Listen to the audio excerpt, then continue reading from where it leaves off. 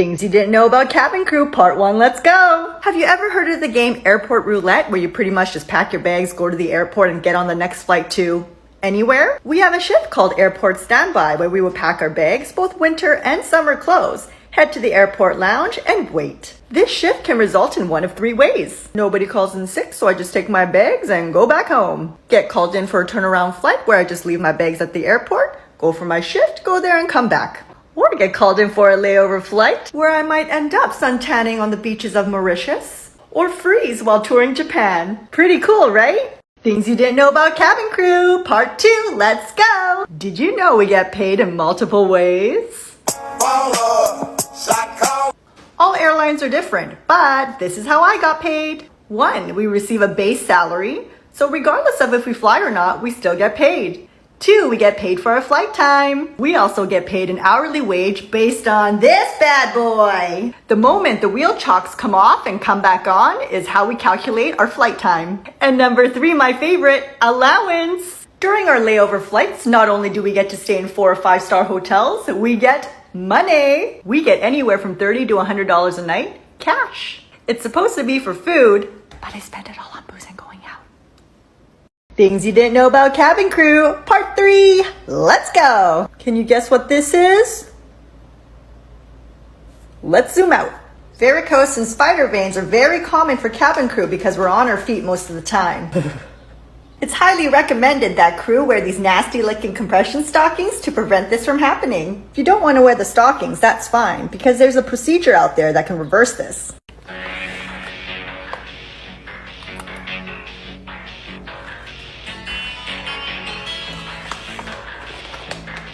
Things you didn't know about cabin crew, part 4, let's go! Have you ever wondered if crew take breaks on those ridiculously long 16-hour flights? Of course we do! We are not robots. When it's time for our break, we change into our crew pajamas. Then we open the secret door with stairs going up, which leads to our own private mini bedrooms. Here we can sleep or watch TV and just enjoy our break. So if you're wondering next time you're on a flight where half of the crew disappeared to, now you know they're right above you.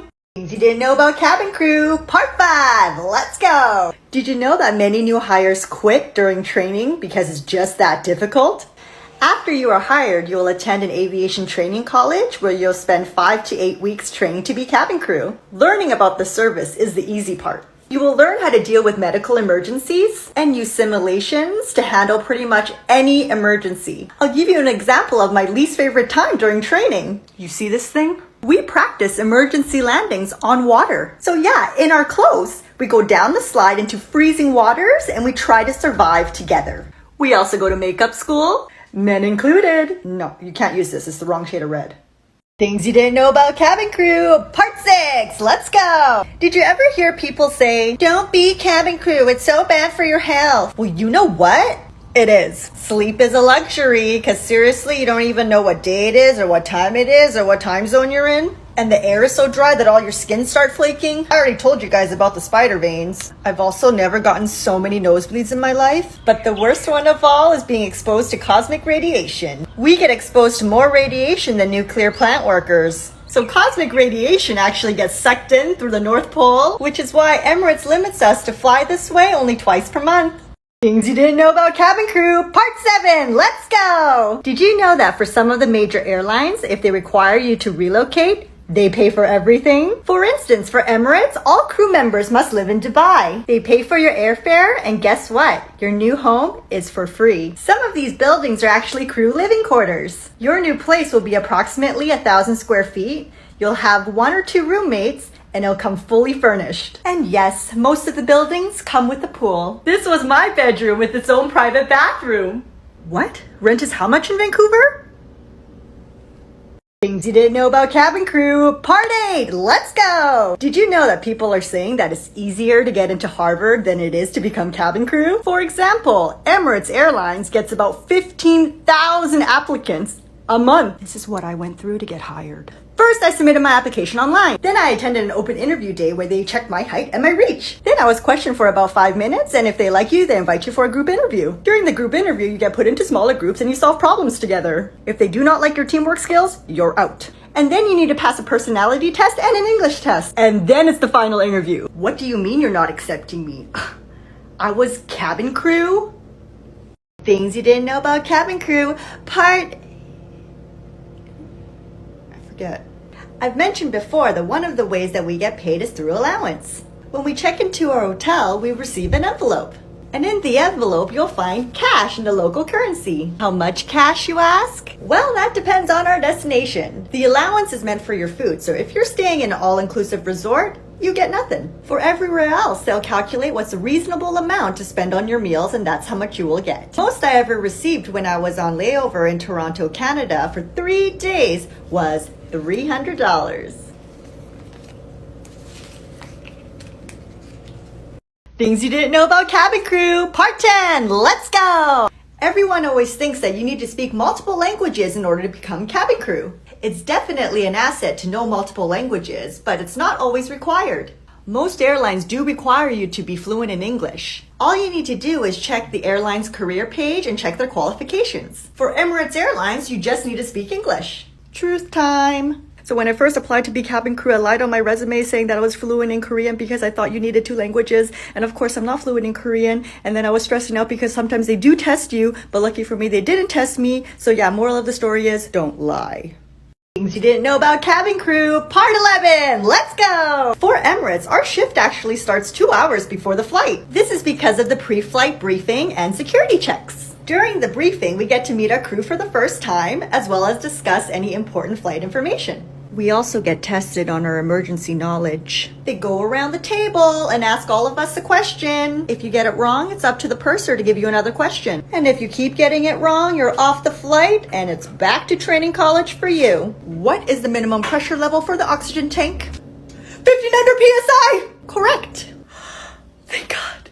Things you didn't know about cabin crew, part 12, let's go! During my 2.5 years of flying, I've only flown with the same person once. Crew culture is truly one of a kind. You meet your crew for the very first time on each flight, and then automatically, you become best friends. This is how important teamwork is for this job. I guess it makes sense because we have to travel the world together. But the funny part is, even after a fun night out like this, most of the time we never see them again. Like, that's me, right?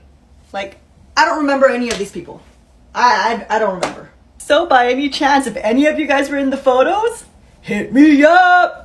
Things you didn't know about cabin crew, part 13, let's go! Have you ever wondered how our scheduling works? For Emirates, our roster comes out every month. Every crew member is put into a group from 1 to 7. And then every month, you climb the ladder. You're allowed to bid for flights to any destination around the world. If it's your turn to be in group number 1, there is a really high chance you will get that destination. And then if it's your turn to be in group number 7, you're on call for the whole month, which is the worst. Once our schedule comes out, which kind of looks like this, you still have the opportunity to swap flights with your other crew members. So if there's any place you want to go or maybe fly with a friend, you can. Things you didn't know about cabin crew, part 14, let's go! So how long is a cruise shift? Why don't we break it down? The longest shift I've ever had with Emirates was from Dubai to Houston, Texas, which was 16 hours. We also need 2 hours before the flight for our pre-flight security checks and our briefing.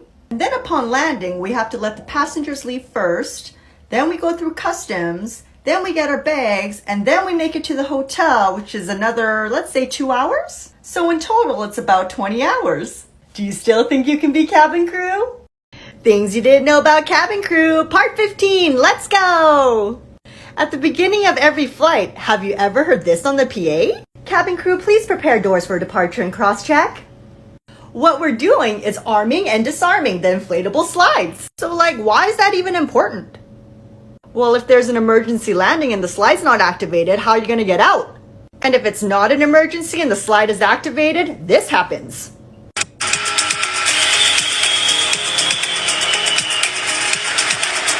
If we don't do our jobs, we can seriously injure or kill someone on the other side. Also, it can cost up to $30,000 to replace. Things you didn't know about cabin crew, part 16, let's go! So we're flying to all of these countries in all different time zones, so how do we deal with jet lag? A lot of crew members use melatonin, but I personally don't like popping pills like candy. This is what I did to battle jet lag. If I arrive in a country in the evening, it's very easy. I just go to sleep right away, and then I get to tour in the morning. This is the hard part. If I arrive in a country in the morning, I will not go to sleep. I would check into the hotel, get changed, and go out right away so that I don't fall asleep in the hotel. And then I usually return around 5 or 6 and then fall asleep then. This one time I had a really long and difficult flight that when I came home I slept for 30 hours and then when I woke up I didn't know what day or time it was. And you know what? I really feel like I might have died. Things you didn't know about cabin crew, part 17, let's go! So of course we get free flights when we're working, but what about when we're not? We get to fly anywhere in the world with our industry discount tickets. For Emirates, we have what we call ID90 tickets. We get to fly on Emirates or any of their partners at 90% off the ticket price.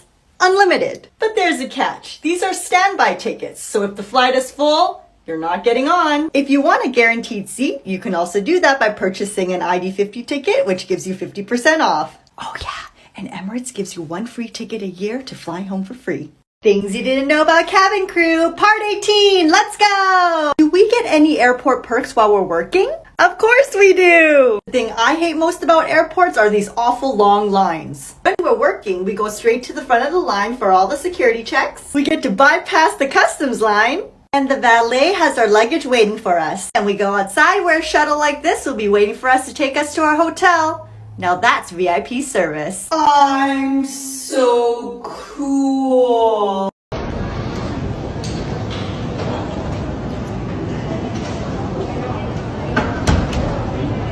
Things you didn't know about cabin crew, part 19, let's go!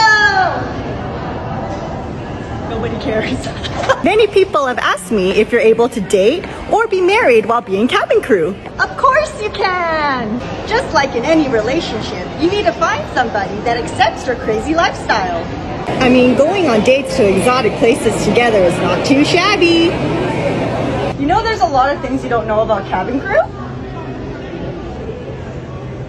Things you didn't know about cabin crew, part 20, let's go! In order to handle all types of emergencies, cabin crew is required to take security training. There will be some situations where we need to restrain passengers because they've become really violent, and we are trained to use this as a last resort. Sometimes we even get help from other passengers. But this will only happen as a last resort. I know one day of security training doesn't sound like enough. We will do whatever is necessary to protect our passengers and our fellow crew. Also, I don't need training because estoy loca. Sorry to interrupt whatever you're doing, but there's a passenger choking another passenger in there. What? I'll save you! Things you didn't know about cabin crew, part 21, let's go! So what happens when there's a death on board? In the event that someone passes away on flight, most airlines do have body bags on board.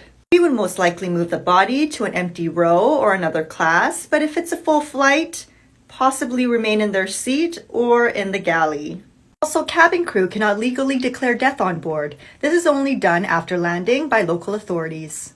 I don't know if I should tell you guys this, but I will because I tell you everything. Commercial flights also transport human remains in cargo, so the next time you fly there might be a dead body underneath you and you don't even know it. Things you didn't know about cabin crew, part 22, let's go! At restaurants and hotels, people usually tip for great service. So do cabin crew get tips for great service? For Emirates, we're not allowed to receive cash tips. However, we do receive gifts from time to time. I've personally received lots of snacks, perfume, and even a gold bracelet. However, there are exceptions to this no cash tip rule. A colleague of mine had the chance to fly with Sheikh Ahmed bin Saeed Al Maktoum and his family. He ended up tipping the captain, first officer, and the purser, the equivalent of $5,000 USD each, as well as each of the cabin crew $1,000 cash. And of course they can accept this because, well, he owns Emirates. Things you didn't know about cabin crew, part 23, let's go! There's a trending topic right now that I will address based on my personal experience. Do we clean the coffee pots in the coffee machine? I have never personally cleaned it. Then does the ground crew clean it? I don't know, you gotta ask someone who's ground crew, but personally I thought they would clean it or, exchange the pots at least. Is the coffee and tea safe to drink? I drank a minimum of 5 cups every shift and clearly, I'm still alive. As for my health, I think I'm okay. But for my mental health may be questionable, but that's from the passengers, not from the coffee.